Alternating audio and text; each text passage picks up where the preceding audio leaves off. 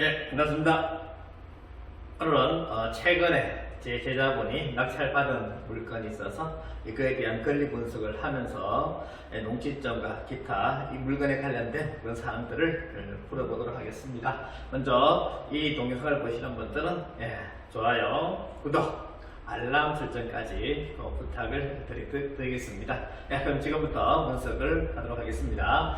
먼저 사건 번호가 2019 타경 5489호 사건입니다. 주소지는 경상북도 성주군 선남면 도선리 326-3번지 물건이 되겠습니다. 그리고 농지고요.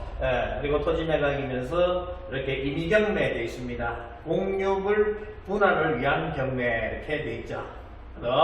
관련 사건에서 2005 타경 77039호의 2번 물건이 되겠습니다. 요거 물건을 먼저 한번 보시면요. 이것이 이렇게 관련 사건이 진행되었다는 사건입니다. 그래서 보시면 2005 타경 77,039번째 사건이고요.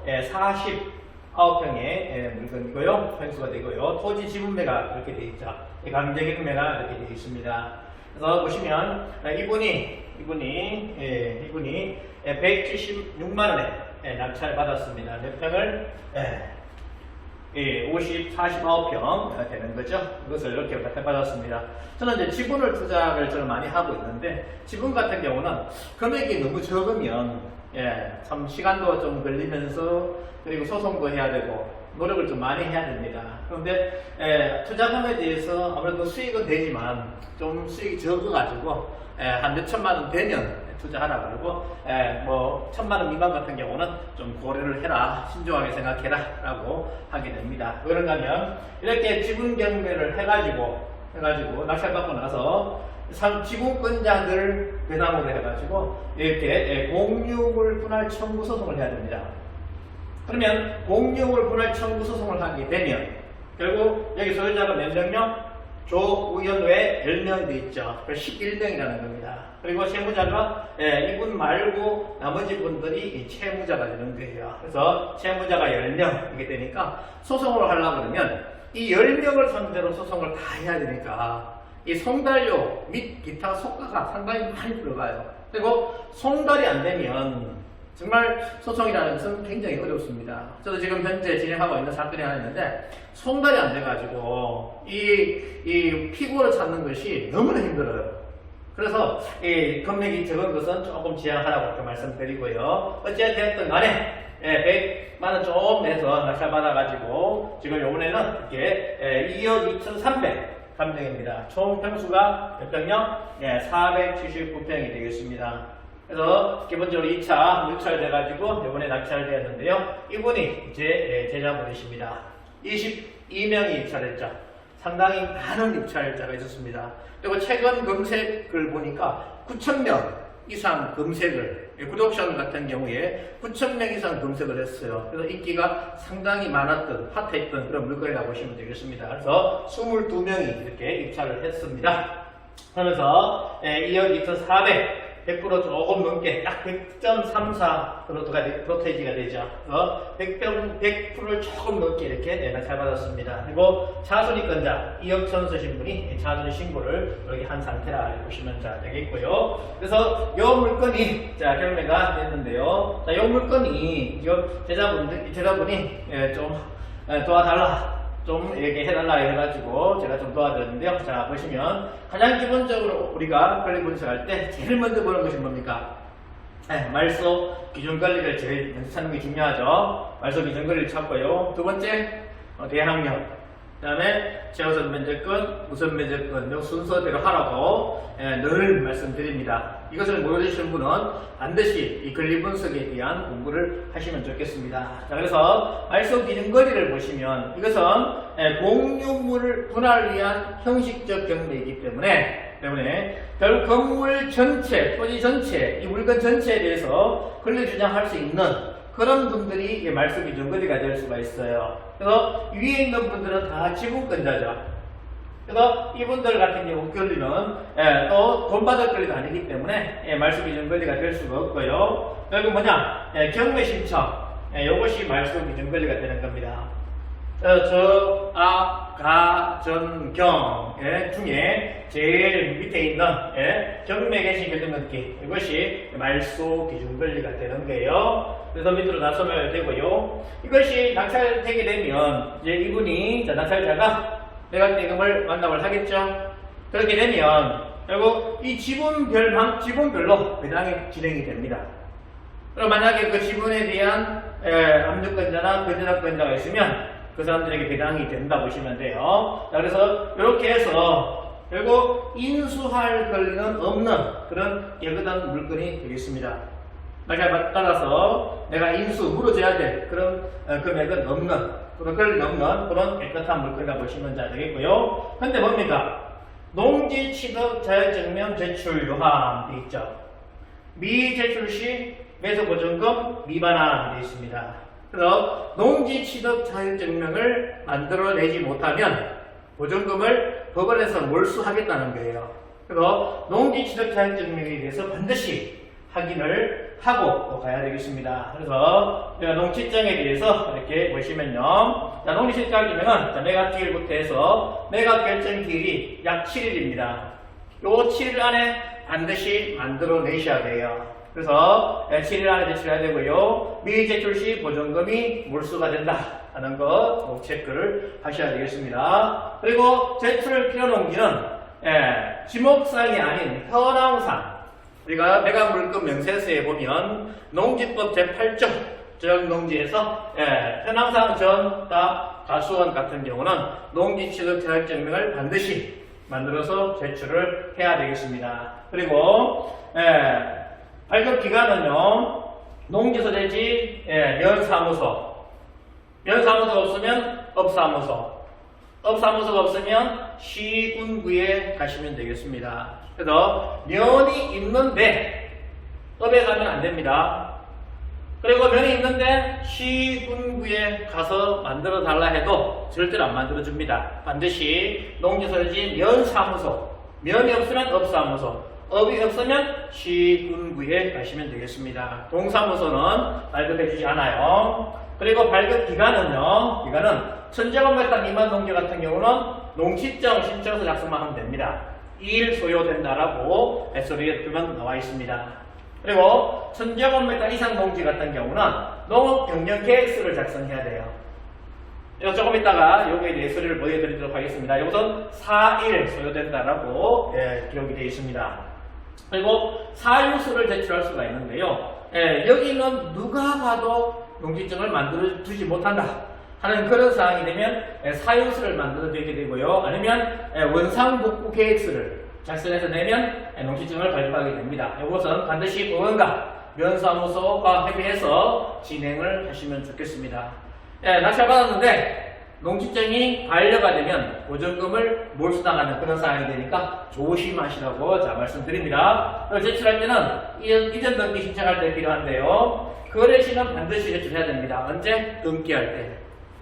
나는 농지를 샀는데 안 만들었는데 라고 하시는 분은 그 지역의 중개업자나 아니면 등기할 때 법무사가 만들어냈습니다. 위임을 했기 때문에 기억이 안 나는 거예요. 농지를 취득할 때는 반드시 뭐가 필요하다? 농지 취득 자격증명이 반드시 필요하다고 보시면 되겠습니다. 그리고 경매시는 뭐야? 내가 허가 결정 전까지 반드시 만들어내야 된다라고 보시면 되겠고요. 공매 같은 경우는 등기 신청할 때까지 제출하시면 되겠습니다. 그리고 발급 제한은 미성년자는 발급이 안 됩니다. 농지는 이거는 확실하게 알고 계셔야 됩니다. 미성년자 앞으로 낙찰받았다가는 보증금 몰수당합니다. 이거는 어떻게 방법이 없어요. 그런데 농학생은 예외입니다. 됩니다. 그리고 법인은 안 됩니다. 어떤 분이 공장을 낙찰받았는데 일부 필지가 농지증이 필요한 그런 필지였던 거예요. 농지였던 거예요. 그래가지고 이분이 7천만 원 날리는 그걸 몰수당하는 그런 상황이 벌어졌습니다. 그래서 법인은 안 되고요. 단 농업법인은 됩니다. 이것을 반드시 꼭 기억을 하시고요. 그리고 건물에 존재한다 하면 1973년 1월 1일 이전에 건물이 존재했으면 농지증을 발급받을 필요가 없습니다. 증명하기가 쉽지 않더라고요. 그래서 1973년 1월 1일 이전에 미등기 건물인데 이 건물이 이전에 있다 그러면 농지증은 볼 필요가 없습니다. 그리고 농작물 변경 또는 이렇게 자연식물 지배지로 이용되더라도 농지로 보지 않는 경우에서 종전의 농지 보존 및 이용에 관한 법률 시행일 1913년 1월 1일부터 시행이 됐습니다. 그 이전에 농지가 아니었으니까 농지증이 필요 없다라고 보시면 되겠습니다. 그래서 자 우리가 농지증을 발급하기 위해서는 반드시 필요 서류가 있습니다. 우리 경매 낙찰받게 되면요, 경매 지금은 바로 자기 신상에 대해서 기록하고 나서 이렇게 순서에 대한 적힌 안내지가 있고요. 그리고 체육과 매수신고인 증명 신청했다 해서 체육과 매수신고인 증명서가 있습니다. 요거를 가지고 면사무소 가셔야 됩니다. 요거를 반드시 가지고 가셔야 돼요. 옛날에는 오후 2시에 다시 오라 그랬는데 지금 바뀌어가지고 낙찰자가 체육과 매수신고인이 되면 바로 요것을 발급해줘요. 요걸 가지고 어디에? 시군구 면사무소에 가시면 되겠습니다. 그래서 체육과 매수신고인 증명을 지참해서 신분증 가져가야 됩니다. 가져가서 이렇게 신청서를 작성하게 됩니다. 그러면 농지취득 자격증명 신청서에서 취득자, 농지취득 표시 돼 있죠? 실제로 요번에 낙찰받은 농지를 적으시면 됩니다. 그리고 취득 목적이 뭐냐? 농업 경영이냐, 주말 체험 농장이냐, 농지 선정이냐, 좀 있죠. 그래요? 우리가 농업 경영에서 적으시면 되고요. 그리고 농지취득자 써서 사인하시면 됩니다. 이렇게 하고요. 그리고 1000제곱미터 이상 농지 같은 경우는 농업 경영 계획서가 있습니다. 농업 경영 계획서가 있죠. 그래서 여기에 취득한 농지에 관한 사항에서 요번에 낙찰받은 농지에 대한 사항을 적으시면 되고요. 그리고 농업 경영 노동력 확보 방안 해가지고 취득자와의 관계에서 본인 적으시면 되겠죠. 그리고 내가 노동력을 어떻게 할 것이냐. 우리가 농업인이 되기 위해서는 반드시 농지에 노동력 얼마? 내 노동력이 2분의 1 이상이 들어가야 됩니다. 그래서 먼저 그것을 적어주시면 안 되고요. 자가 노동력 하시면 되겠죠. 그리고 농업기계. 내가 어떤 장비를 보유하겠다. 뭐 경운기 한 대를 임대하겠다. 지금은 우리 이 농기계 임대 사업소 가면 농기계가 다양하게 임대가 되니까 임대한다고 적으시면 되겠습니다. 그리고 뭐 경이 몇 개 하겠다 그런 것들 간단하게 적으시면 자 되고요. 그리고 이렇게 소유농지 이용해라 해가지고 내가 실제 가지고 있는 농지 현지까지 그런 것들을 이렇게 적어주시면 됩니다. 그래서 가족 합산입니다. 합산해서 1000제곱미터 이상이 되게 되면 그러니까 가구에 있는 농지하고 현재 농지까지 합쳐서 1000제곱미터 이상이 되게 되면 농업 경영 계획서를 작성해야 된다라고 보시면 되겠습니다. 근데 1000제곱 미만 같으면 농지청에서 주말 농장 목적으로 해서 하시면 된다라고 보시면 되겠습니다. 그래서 이렇게 해서 자 절차 이렇게 나와있죠. 이렇게 해서 된다는 거 체크하시면 자 되겠고요. 그리고 농지취득 자격증명을 신청해서 이렇게 발급을 받게 됩니다. 그래서 이것이 농지가 선남면이니까 선남면에서 이렇게 농지증을 발급받았다는 것이 되고요. 그래서 여기 보시면 이렇게 농지취득 자격증명 이게 분명히 되어 있고 되어 있죠. 이런 것들 체크하시면 자 되겠습니다. 그래서 이렇게 해서 농지장이 발급됐다고 보시면 자 되겠고요. 이것을 어디에 7일 안에 담당 경매 집행관실에 갖다 내시면 되겠습니다. 그래서 여쭤주시고요. 그리고 제가 있지 않습니까? 꼭 농지를 분석할 때는 요 순서대로 반드시 꼭 해라. 우리가 사기 당하지 않기 위해서는 이것을 반드시 하셔야 됩니다. 자, 그래서 첫째가 네이버 다음 지도를 통해서 위치를 파악하셔야 됩니다. 도로가 어떻게 돼 있다, 접근성이 좋다 안 좋다, 주변 현황, 해모시설이 있다 없다, 부터 시작해 이런 것들을 파악하시고요. 그 다음에 토지 연결 확인은 토지 이용으로 지금 통합됐는데요. 네이버나 다음에 들어가서 토지라고 치면 토지 이용 규제 정보 시스템이라고 뜹니다. 요거에 들어가시면 됩니다. 그래서 들어가서 용도 지역, 용도 지구, 용도 구역 등 개발 제한사항을 반드시 꼭 파악을 하시고요. 농용산지랑 개발 제한 구역, 그리고 완전 녹지, 벽지 이런 것들은 우리가 지향을 해야 됩니다. 이런 것들을 낙찰받았다가 평생 자기 땅이 되는 그런 상황이 발생해요. 우리가 경매를 왜 배우십니까? 그러면 싼 거 살라고요 그러는데요. 저는 싼 거 살라고요 그러면요. 아니 뭐하러 어렵게 경매 배우시느냐. 부동산 가가지고 싼 거 주세요 하면 많습니다 라고 얘기합니다. 싼 것이 뭐야? 비지떡입니다. 비지떡이에요. 절대 싼 거 좋아하시면 안 됩니다. 비싼 것을 어떻게? 저렴하게 사겠다. 그런 목적을 가지셔야 되지 싼 거는 절대 좋아하시면 안 됩니다. 그래서 이런 것들은 쌉니다. 이런 것들은 절대로 사시면 안 된다라고 보시면 되겠고요. 가격은 올라가요. 근데 만약에 풀리게 되면 괜찮으니까 풀릴 가망성이 있다 그러면 사시도 괜찮습니다. 그리고 도로 현황 파악, 맹지 반드시 꼭 확인하셔야 되고요. 해남 도로가 있더라도 소유자 파악하는 것이 굉장히 중요합니다. 소유자 반드시 꼭 파악하고요. 사도, 이 도로가 어떤 도로냐? 공도냐 사도냐. 사도는 개인 도로이기 때문에 조심하라고 말씀드리고요. 그리고 공시지가를 먼저 확인해야 됩니다. 공시지가 우리가 국토교통부에 들어가서 이렇게 확인했는데요. 지금은 토지역에 확인을 해가면 공시지가를 확인할 수 있습니다. 아니면 시군구에 가셔가지고 확인하셔도 되고 전화하시면 알려줍니다. 이렇게 공시지가를 반드시 꼭 확인하시고요. 그래서 90년도부터 해서 이 매년 1월 1일날 발표가 됩니다. 그래서 이 금액을 그래프로 작성해 보시면 좋아요. 우리가 기본적으로 농지는 시세의 30% 선 지금 공시지가 잡혀 있습니다. 주택 같은 경우는 50% 미만 되어 있고요. 아파트 같은 경우는 원래 한 60% 정도였는데 지금은 거의 80%까지 잡혀 있는 상황이 되죠. 그래서 지금 수도권의 아파트 같은 경우는 종합부동산세에 관련되는 그런 물건들이 상당히 많아졌다 하는 그런 소리가 나오고 있습니다.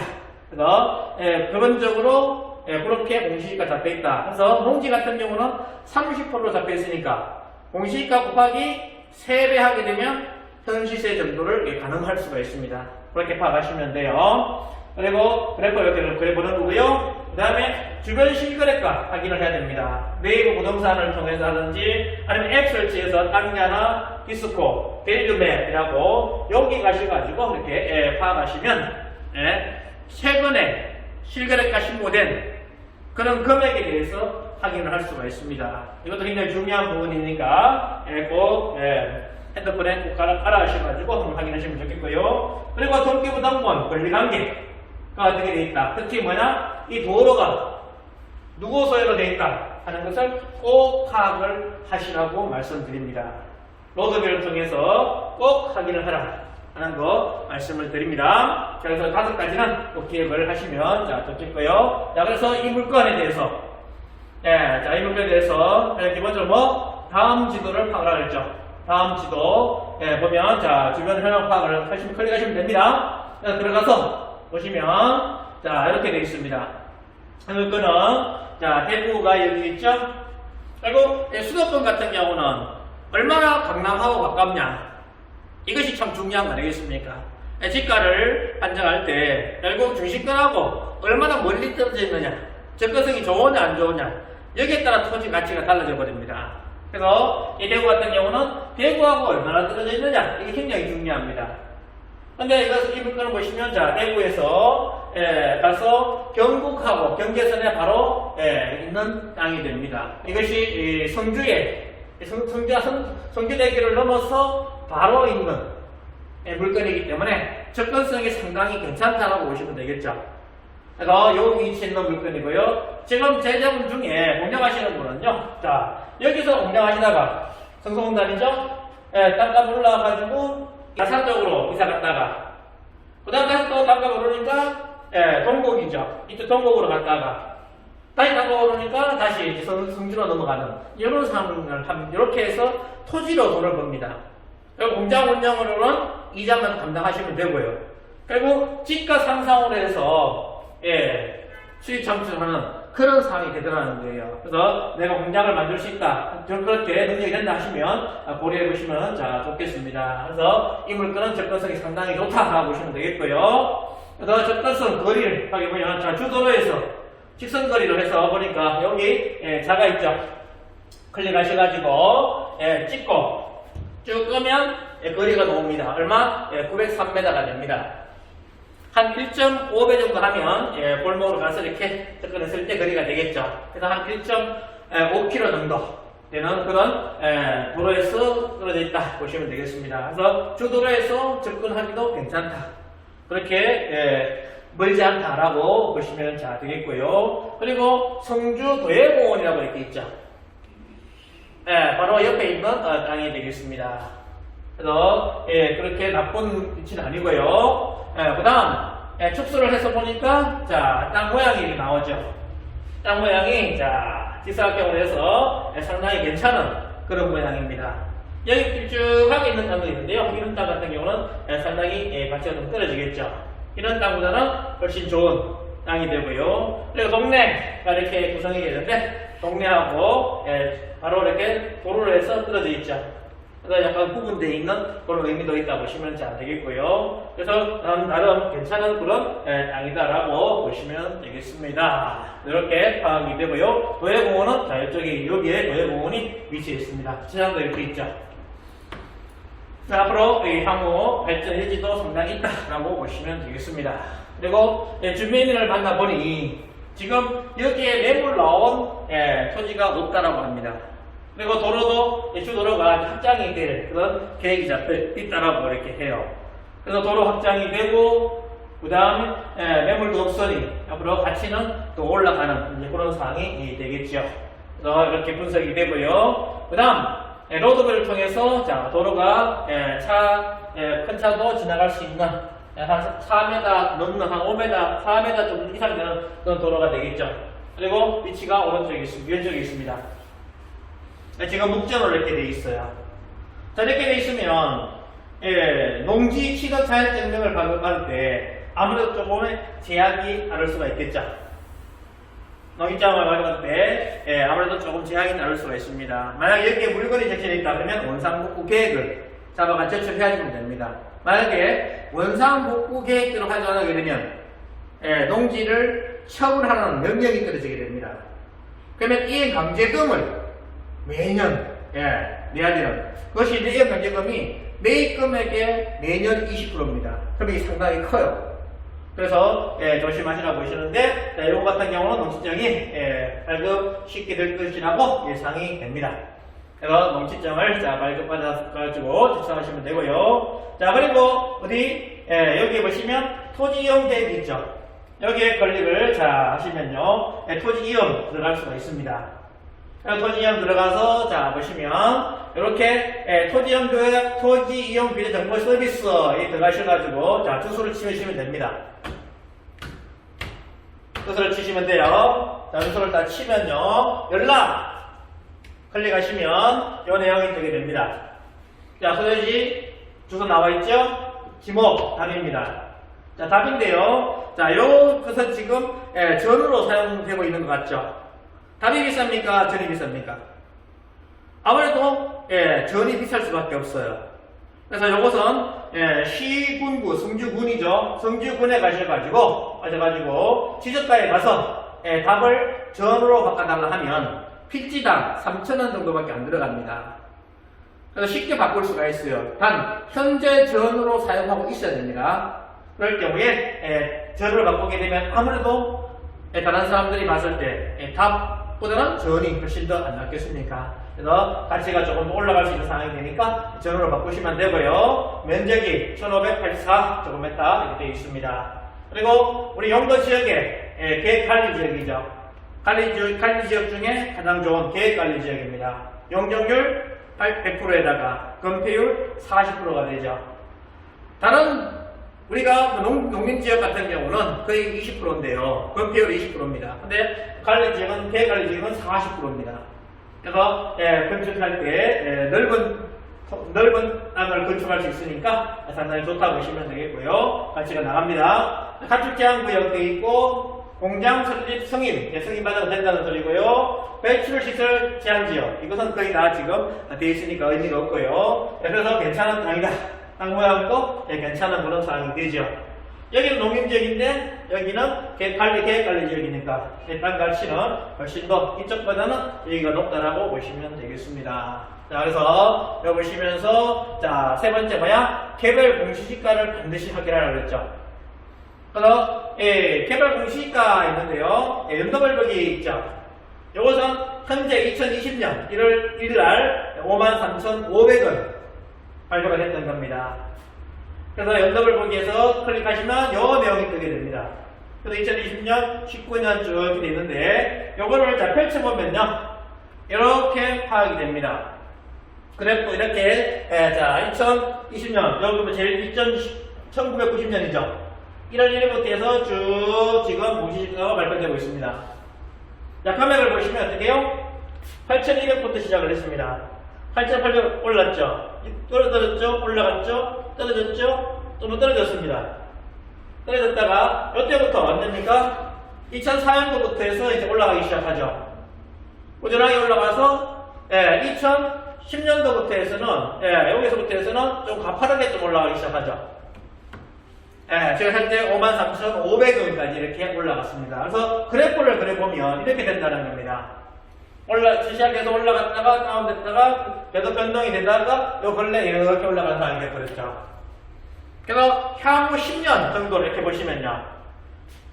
금액이 3배 이상 올라가는 그 상황이 됐습니다. 그래서 입당 같은 경우는 결국 우리는 미래는 과거의 거울이라 하지 않습니까? 과거가 어떻게 되는지를 알게 되면 미래가 어떻게 될 것이라 예상할 수 있지 않겠습니까? 그래서 앞으로 더 올라갈 수 있는 여지가 상당히 많은 그런 토지다라고 보시면 돼요. 그래서 이런 걸 봤을 때 괜찮은 토지다라고 보시면 되겠고요. 그리고 당연한 빌리버 디스코 해가지고 밸류맵 이런 앱을 설치해서 실거래가 파악을 하시면 됩니다. 여기서는 제가 땅야를 본 건데요. 땅야죠? 땅야를 컴퓨터에서 다룬 겁니다. 그래서 그러면 여기에 단가, 총액, 제곱미터, 평 이렇게 되어 있습니다. 거래 면적 이렇게 되어 있어요. 그래서 단가로 해도 평으로 해가지고 하니까 최근 실거래가 거래 연도에 들어가셔가지고 현재 1년 안에 거래된 시세를 누르게 되면 이런 내용이 뜨게 됩니다. 이것이 실거래가예요. 그래서 얼마? 평당 얼마? 10만원 됐고 30만원 됐고 17만원, 19만원, 91만원 이렇게 됐죠. 29만원 됐죠. 그래서 괜찮은 땅 같은 경우는 한 70만원, 90만원까지 가는 그런 땅이 되고요. 안 좋은 땅 같은 경우는 10만원짜리도 있고 그렇죠. 이거 같은 경우는 땅 모양이 상당히 괜찮은 모양이 되죠. 그리고 실제로 매물을 보니까 매물 넣은 것이 없습니다. 그래서 이거는 기본적으로 좀 높게 입찰을 해야 된다 하는 그런 생각이 개인적으로 들었어요. 자, 그래서 이렇게 문서하고요. 그 다음에 진입도로 중요하다 그랬죠. 그래서 진입도로의 소유권자가 누구냐 파악을 해야 되는데요. 자, 그래서 이 땅을 확대하려면 이 도로가 안 보여요. 근데 이 토지가 어디입니까? 328번지죠. 328번지를 검색해서 300으로 확대를 하니까 이렇게 도로가 보이게 됩니다. 도로가 이렇게 되어 있죠. 얼마? 1278번지 도로 되어 있습니다. 요거는 지금 국어로 되어 있습니다. 국어는 무조건 나라 땅입니다. 그래서 이 도로가 누구 땅인지 한번 등기부 등본을 통해서 확인하시면요. 자, 우리 네이버나 다음에 가셔가지고 등기부 등본을 딱 쳐서 도로 소유자 파악을 하게 되면요. 우리가 열람하기 해서 소재 지번 클릭하시면 됩니다. 그래서 토지 경상북도 도성리 1278번지죠. 검색 누르게 되면 밑에 이렇게 소유자 현황이 이렇게 되게 됩니다. 점 하나 딱 되어 있죠. 요것은 봤을 때 요것은 국이구나 이렇게 판단하시면 되겠습니다. 만약에 김동수다 그러면 김땡땡 이렇게 되어 있습니다. 대구광역시는 땡땡땡 이렇게 되어 있습니다. 쭉 이렇게 되어 있어요. 그래서 내가 입찰할 때는 반드시 등기부 등본을 한번 발급받아 보시면 되고요. 만약에 내가 그냥 조사를 할 목적이다 그러면 이 정도만 딱 보시면 소유자가 거의 대충 파악이 되죠. 이렇게 해서 파악하시면 되겠습니다. 그래서 등기부 등본의 도로까지 소유자가 누군지 확인을 했어요. 그래서 이 물건은 접근성이나 기타 등등 괜찮은 그런 물건이다 라고 보시면 되겠습니다.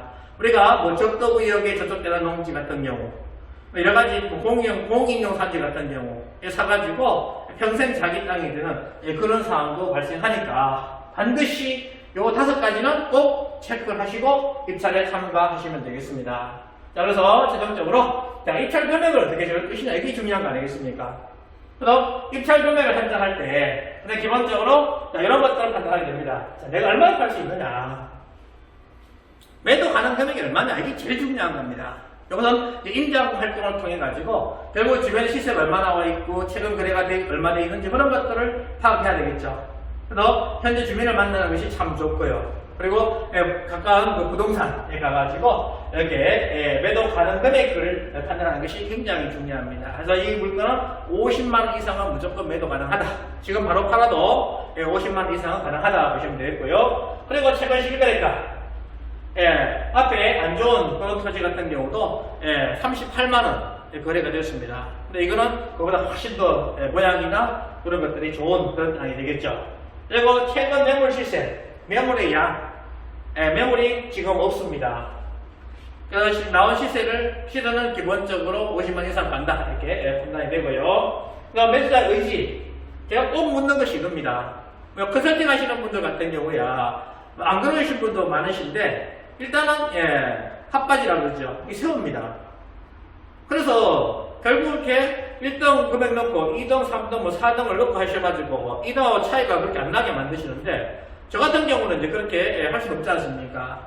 그래서 제일 항상 걱정되는 것이 뭔가 하면 2등하고 차이가 많이 날 경우는 참 이렇게 저는 상당히 황당한 참 낯뜨거워지는 그런 상황이 됩니다. 그래서 누가 도와달라고 그러면 제일 겁나는 것이 뭔가 하면 단독 입찰되는 거.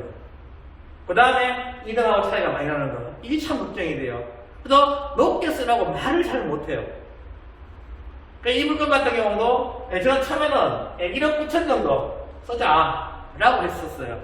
그래서 서로까지 다 1억 9천 다 써가지고 이렇게 내려고 딱 할 때 제가 마지막으로 물었습니다. 사장님, 사장님 생각 어떠시냐?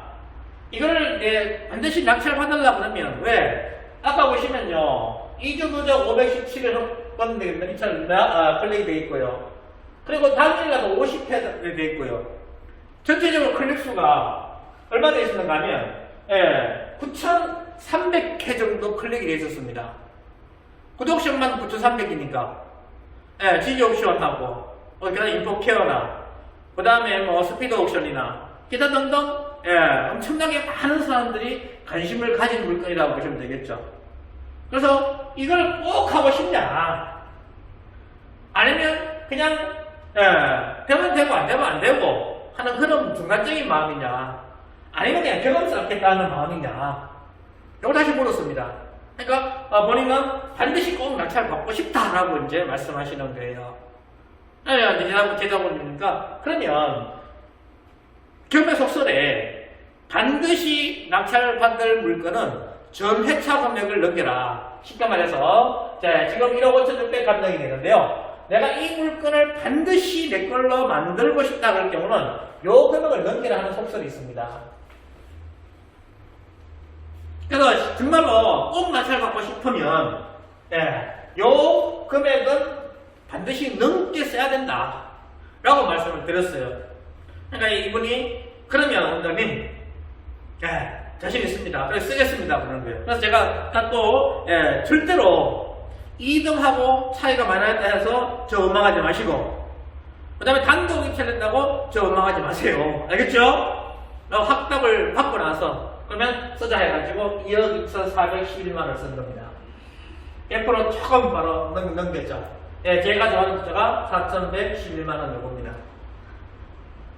그래서 2억 2,411만원, 11만 1,000원까지 이렇게 써가지고 낙찰이 되었어요. 이분 같은 경우는 요번에 정규과정 배우시고 해서 처음으로 낙찰받은 겁니다. 그래서 항상 중요한 것은 그겁니다.